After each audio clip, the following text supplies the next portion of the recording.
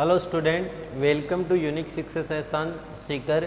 मैं गोकुल आज की इस वीडियो में लेके आया हूँ क्लास 8 विज्ञान विषय चैप्टर नंबर 4 पदार्थ धातु है अधातु, इसका पार्ट सेकंड।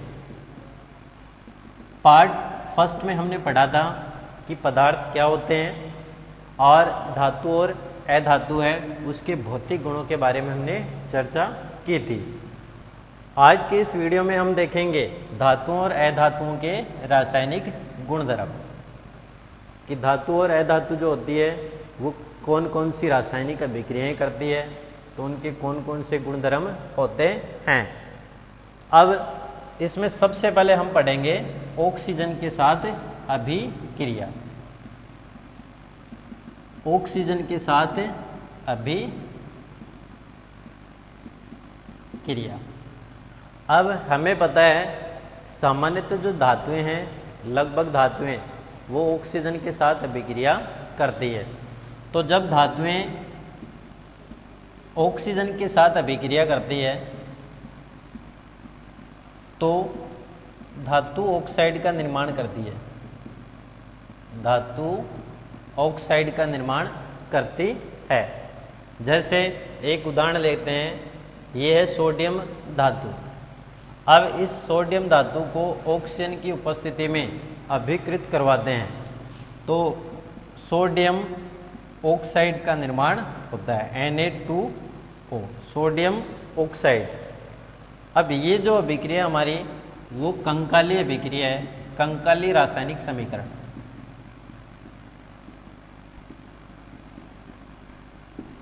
अब इस अभिक्रिया को हम संतुलित करके लिखते हैं। तो इस साइड में अभिकारक जो है उसमें सोडियम के परमाणु की संख्या 1 और इधर सोडियम के परमाणु उनकी संख्या कितनी है, 2 है।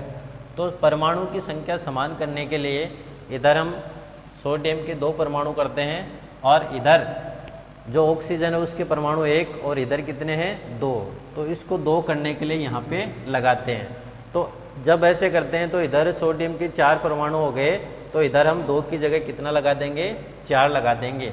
इस प्रकार हम रासायनिक अभिक्रिया को संतुलित कर सकते हैं। इसी प्रकार जैसे दूसरी एक अभिक्रिया हम लिखते हैं calcium plus oxygen. Calcium plus oxygen, तो ये क्या बन जाएगा, CaO, कैल्शियम ऑक्साइड। ये क्या है, कैल्शियम, और ये क्या है, ऑक्सीजन। तो क्या बन जाएगा, कैल्शियम ऑक्साइड। कैल्शियम ऑक्साइड का निर्माण हो जाता है। तो हमने इसमें देखा कि जब धातुएं हैं वो ऑक्सीजन के साथ अभिक्रिया करके धातु ऑक्साइड का निर्माण करती है। अब एक सामान्यतः जो हम अभिक्रिया देखते हैं, लोहे पर जंग लगना। लोहे पर जंग लगना, लोहे पर जंग लगना एक मंद प्रकार की अभिक्रिया है, धीमे गति से संपन्न होने वाली अभिक्रिया है। जैसे ये है आयरन या लोहा, इसको वायुमंडल में खुला छोड़ देते हैं तो ये वायुमंडल में उपस्थित जल वाष्प से अभिक्रिया करके जल वाष्प से अभिक्रिया करके किसका निर्माण कर लेता है, जंग का निर्माण कर लेता है। और ये जंग क्या है, लोहा नहीं है बल्कि लोहे से बना कुछ अलग पदार्थ होता है। इसका रंग क्या होता है, सामान्यतः भूरा होता है। जब इसको हम संतुलित करते हैं तो अब देखना, इधर आयरन के इसमें 4 परमाणु, इधर भी कितने हमने किए, 4 परमाणु। इधर ऑक्सीजन के 3 दूनी 6 और 3 दूनी 6, टोटल हो गए 12 परमाणु। इधर कितने हो गए, 6 दूनी 12। अब हाइड्रोजन जो होते हैं उसके परमाणु कितने, इधर देखना 3 दूनी 6 और इधर कितने हैं, 3 दूनी 6, 6 दूनी 12। तो इस प्रकार हम इसको संतुलित करने के लिए इधर हमने 6 लगाया और इधर कितना लगाया, 3 लगाया। तो अब हमारी ये रासायनिक अभिक्रिया क्या हो गई, संतुलित हो गई। और भूरे रंग के पदार्थ है उसका निर्माण हो गया। अब हम क्या करते हैं, इसको लिटमस परीक्षण करते हैं। लिटमस परीक्षण, लिटमस पत्र के द्वारा। अब इस जंग को एक परख नली में डाल लेते हैं। जैसे हमने एक परख नली ली, इस परख नली में जंग को डाल लिया, जंग को डाला। अब जैसे जंग डालते हैं उसके ऊपर से हमने क्या डाल दिया, जल डाल दिया। अब ये जल में जंग क्या हो जाएगा, घुल जाएगा। फिर हमें पता है लिटमस दो प्रकार के होते हैं लिटमस पत्र। एक होता है लाल लिटमस पत्र और एक होता है नीला लिटमस पत्र।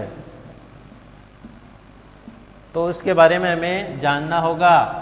जो नीला लिटमस है, अम्ल जो होते हैं वो नीले को क्या कर देते हैं, लाल कर देते हैं। अम्ल नीले लिटमस पत्र को क्या करते हैं, लाल कर देते हैं। और जो क्षार होते हैं वो लाल लिटमस को क्या कर देते हैं, नीला कर देते हैं। अब जो धातुएं के जो ऑक्साइड होते हैं वो किस प्रकृति के होते हैं, वो क्षारीय प्रकृति के होते हैं। और क्षारीय प्रकृति के होंगे तो लाल लिटमस पत्र को क्या कर देंगे, नीला कर देंगे। अब इस जो हमें जंग का विलयन हुआ, इस जंग के विलयन को वाच ग्लास में डाल लेते हैं, वाच ग्लास में, और हम लाल लिटमस लेते हैं, लाल लिटमस। इस लाल लिटमस को इसके अंदर डुबोते हैं तो जितना भाग इस विलयन में डूबता है वो क्या हो जाता है, नीला हो जाता है। तो इसके आधार पर हम ये बता सकते हैं कि ये किस प्रकृति का होगा, क्षारीय प्रकृति का होता है। अर्थात धातुओं के जो जलीय विलयन होते हैं, धातुओं के जो हाइड्रोक्साइड होते हैं वो किसके प्रकृति के होंगे, क्षारीय प्रकृति के होंगे, जिसको हम लिटमस परीक्षण के द्वारा समझ सकते हैं। इसी प्रकार जैसे हमने देखा है, ये जो कॉपर जो होता है, कॉपर या जो तांबा होता है, इस तांबे को वायुमंडल में खुला छोड़ देते हैं। कॉपर या तांबे को वायुमंडल में खुला छोड़ दिया जाता है तो यह वायुमंडल में उपस्थित ऑक्सीजन, कार्बन डाइऑक्साइड वह जल से अभिक्रिया कर लेता है और हरे रंग की परत का निर्माण कर लेता है या हरे रंग के पदार्थ का निर्माण कर लेता है। तो क्या होगा, CuOH2 कॉपर हाइड्रोक्साइड प्लस एक तो क्या बन जाएगा, कॉपर हाइड्रोक्साइड का निर्माण हो जाएगा।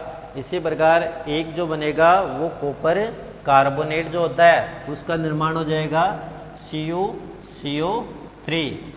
कॉपर हाइड्रोक्साइड और कॉपर कार्बोनेट जो हैं वो बन जाता है जब कॉपर को वायुमंडल में खुला छोड़ देते हैं।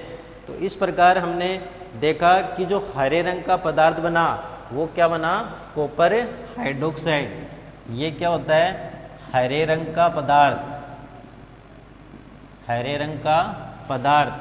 और ये क्या है, नम वायु, नम वायु में उपस्थित होते हैं और हरे रंग के पदार्थ का निर्माण होता है।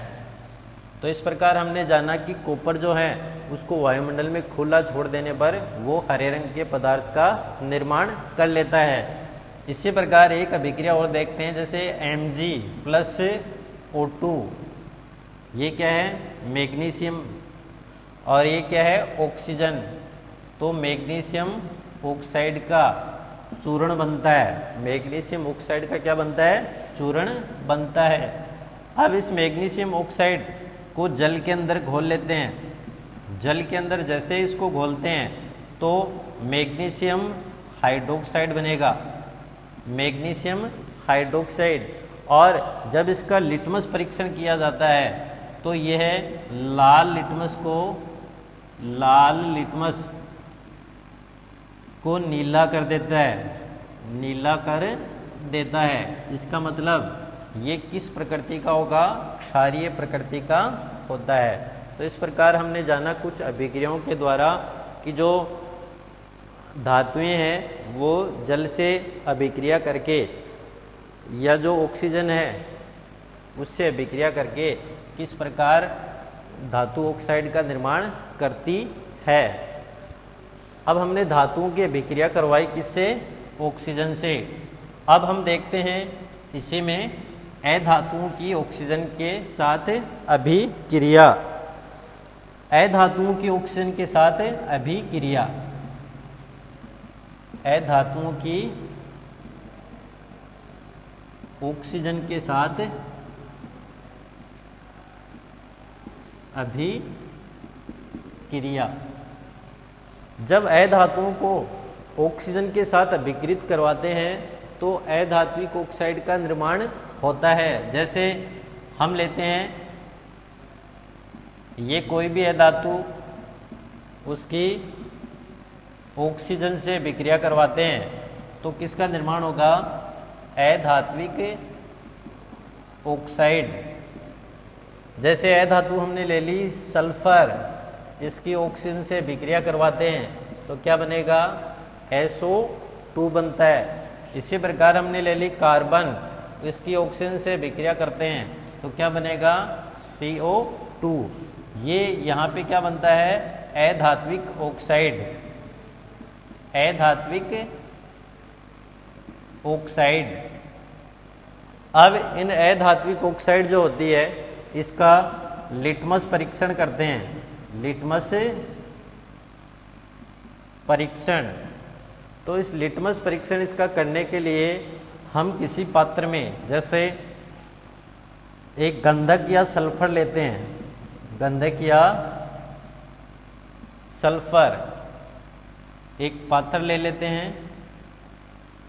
इस पात्र में जल भर लेते हैं और एक उद्दहन चम्मच होती है, उद्दहन चम्मच। इस उद्दहन चम्मच में सल्फर का चूर्ण ले लेते हैं और इस उद्दहन चम्मच को क्या करते हैं? गरम करते हैं। गरम करेगा तो ये सल्फर जैसे ही गरम होगा इस उद्दहन चम्मच को इसके अंदर डाल देते हैं और ये जो पात्र है इसको क्या कर देते हैं? ढक देते हैं। तो कुछ समय पश्चात हम देखते हैं कि ये सल्फर जो है वो जल में क्या हो जाएगा? घुल जाता है और किसका निर्माण कर लेता है?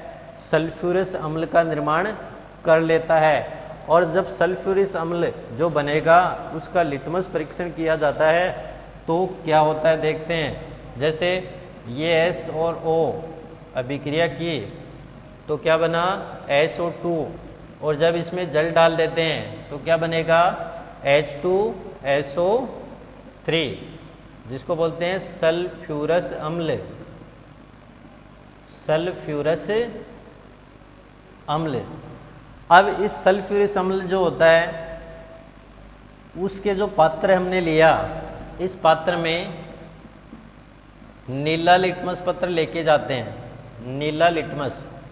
और जब नीला लिटमस पत्र क्या हो जाता है? लाल हो जाता है, तो उसके आधार पर हम ये बता सकते हैं कि जो सल्फ्यूरिक अम्ल है वो किस प्रकृति का होगा?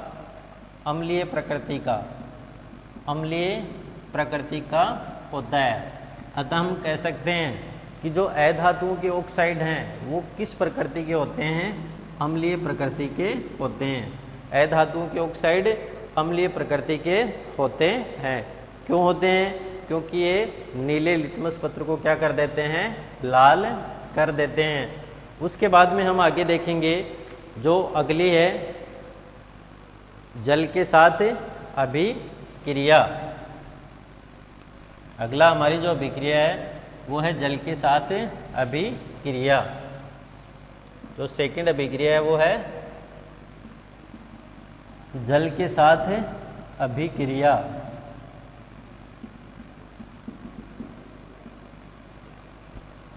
अब जब धातुओं की जल के साथ अभिक्रिया करवाते हैं, धातु प्लस जल, तो क्या बनेगा?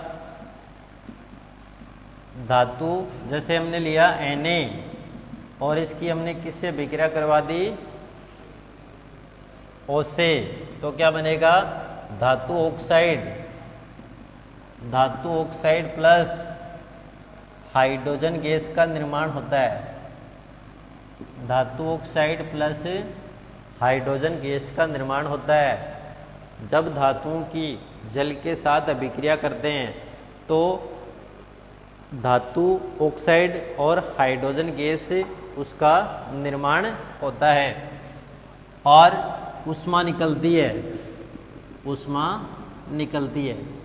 और जब ऊष्मा निकलती है तो ये कौन सी अभिक्रिया होती है, सामान्यतः धातुएं हैं, जब जल से अभिक्रिया करती है तो ऊष्मा निकलती है, अतः ये ऊष्माक्षेपी अभिक्रियाएं भी इनको कह सकते हैं। ऊष्माक्षेपी अभिक्रियाओं के नाम से भी इसको जान सकते हैं। अब धातु की जल के साथ अभिक्रिया करवाते हैं तो क्या होगा,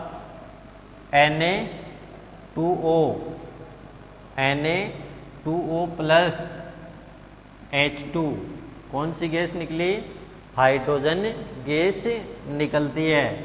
इसी प्रकार Ca प्लस H2O, तो क्या बनेगा, CaO प्लस H2, कौन सी गैस निकलती है, हाइड्रोजन गैस निकलती है।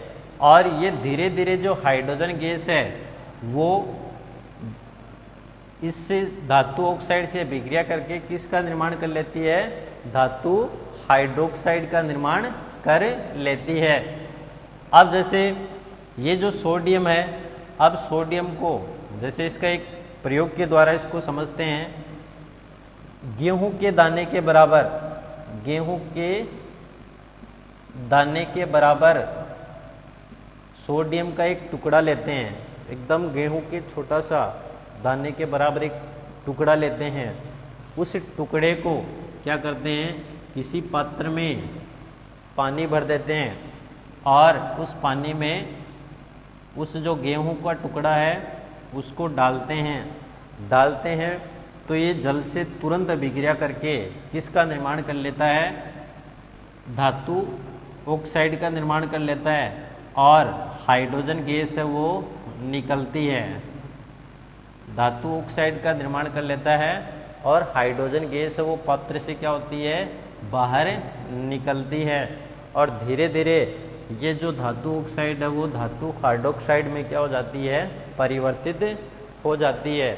अब उसके द्वारा हम ये समझ सकते हैं कि सोडियम हमने इसमें डाला, कैल्शियम भी हम डाल सकते हैं, लेकिन जो सामान्यतः सभी धातुएं हैं वो जल से अभिक्रिया नहीं कर पाती है। जैसे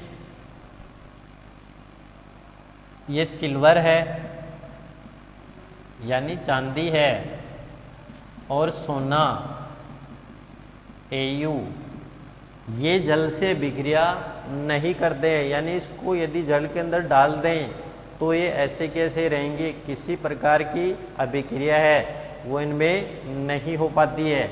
अब यहाँ से क्वेश्चन आता है, क्वेश्चन क्या आता है कि जो सोडियम धातु होती है, सोडियम धातु को केरोसिन तेल में डुबोकर रखा जाता है।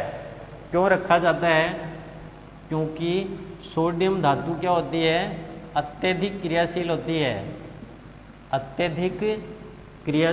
है और अत्यधिक क्रियाशील होने के कारण इस सोडियम धातु जो है उसको क्या करते हैं, केरोसिन का जो तेल होता है उस तेल में डुबोकर रखा जाता है ताकि ये अभिक्रिया नहीं करे। और यदि इसको थोड़ी सी भी जलवाष्प मिल गई तो ये तुरंत अभिक्रिया कर लेती है और आग पकड़ लेती है, जिससे नुकसान जो है वो हो सकता है। उसके बाद में हम इसके आगे देखते हैं कि जो सामान्यतः जो हमने धातुओं की अभिक्रिया तो पढ़ ली, अब आती है अधातुओं की जल के साथ अभिक्रिया। अधातुओं की जल के साथ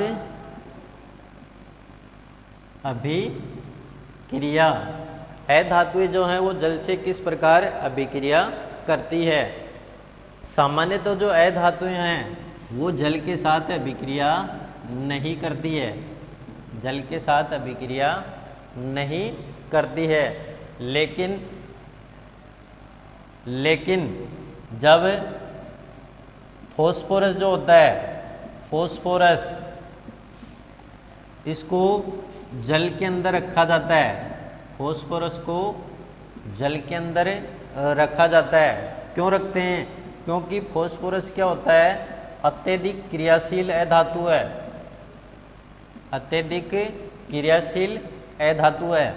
और जब इसको वायुमंडल में खुला छोड़ देते हैं तो ये क्या होता है, पिघलने लगता है। अर्थात हम बोल सकते हैं जब इसे हथेली पर रख देते हैं, हथेली पर रख देते हैं तो ये क्या होता है, पिघलने लगता है, पिघलने लगता है।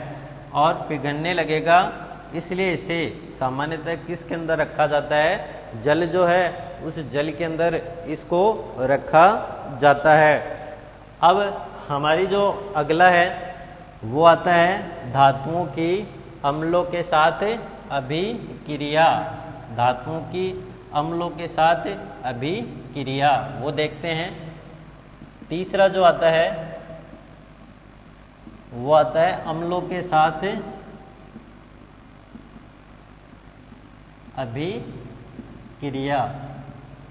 धातुएं जो हैं अम्लों के साथ किस प्रकार अभिक्रिया करती है इसके बारे में हम देखेंगे।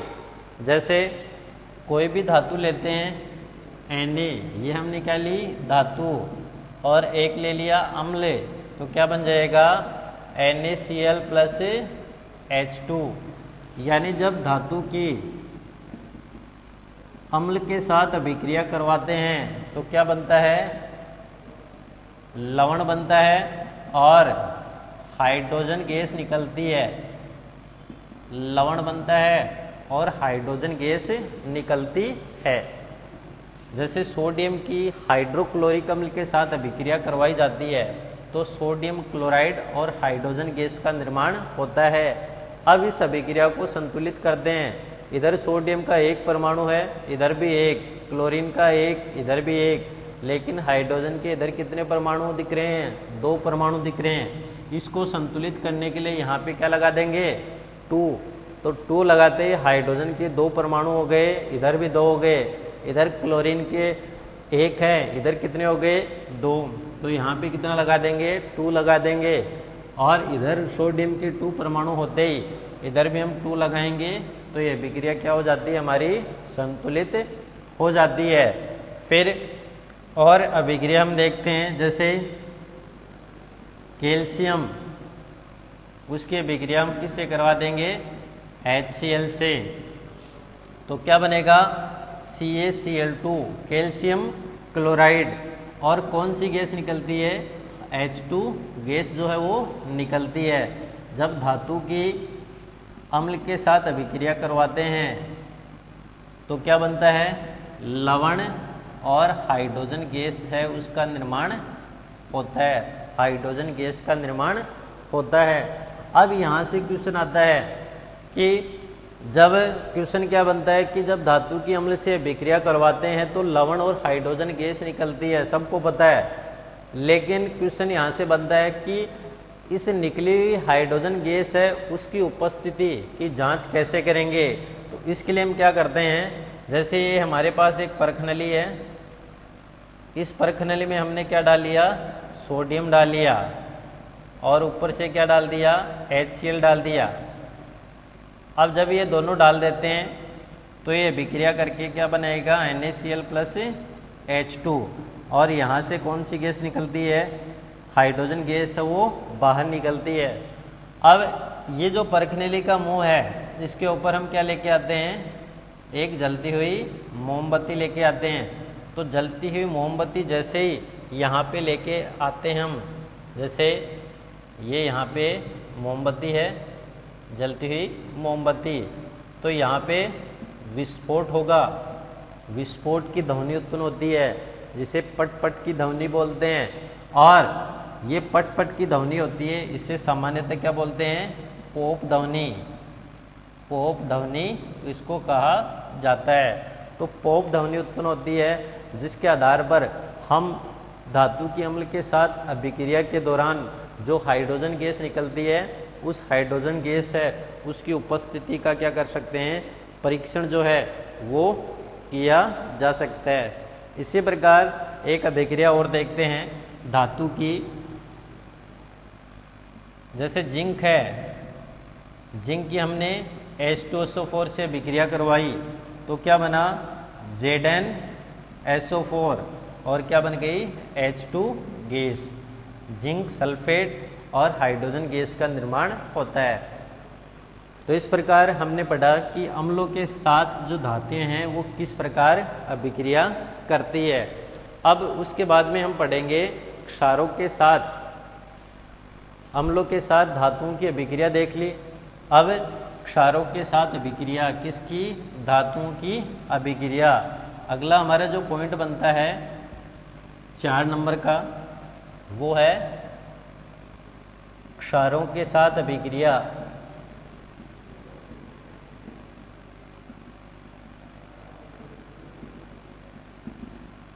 तो उसमें सामान्यतः जो अधातुएं होती है वो क्षारों के साथ अभिक्रिया नहीं करती है। अब लास्ट इसमें देखेंगे क्षारों के साथ अभिक्रिया। जब धातुओं की क्षारों के साथ अभिक्रिया करते हैं, धातु प्लस क्षार, तो क्या बनता है? लवण प्लस हाइड्रोजन गैस। लवण प्लस हाइड्रोजन गैस का निर्माण होता है। जैसे जिंक धातु की हम क्षार NaOH से क्रिया करवाते हैं, लवण Na2ZnO2 प्लस H2 का निर्माण होता है, यानी लवण प्लस जल का निर्माण होता है। लवण प्लस हाइड्रोजन गैस बनती है। यानी जब धातु की क्षार के साथ अभिक्रिया करवाई जाती है तो किसका निर्माण होता है? लवण प्लस हाइड्रोजन गैस का निर्माण होता है। इस प्रकार हमने आज की इस वीडियो में पढ़ा कि जो पदार्थ या जो धातु और अधातु है उनके रासायनिक गुणधर्म। तो रासायनिक गुणधर्म में हमने सबसे पहला पढ़ा कि जो धातुएं और अधातुएं हैं वो क्षारों के साथ अभिक्रिया करती है तो किसका निर्माण होता है। उसके बाद में हमने पढ़ा कि जो धातुएं और अधातुएं हैं वो अम्लों के साथ अभिक्रिया करती है तो किसका निर्माण होता है। फिर हमने इसमें यह भी देखा था कि जब धातुओं और अधातुओं की जल के साथ अभिक्रिया करते हैं तो क्या बनता है। और हमने ये भी देखा कि जो धातुएं और अधातुएं हैं वो ऑक्सीजन के साथ अभिक्रिया करती है तो किसका निर्माण होता है। तो अगला जो वीडियो आएगा उसमें हम पढ़ेंगे विस्थापन अभिक्रियाएं और उनके बाद में उनके कौन कौन से गुण होते हैं, मिश्र धातुएं क्या होती है, उसके बारे में अगले वीडियो में हम पढ़ेंगे।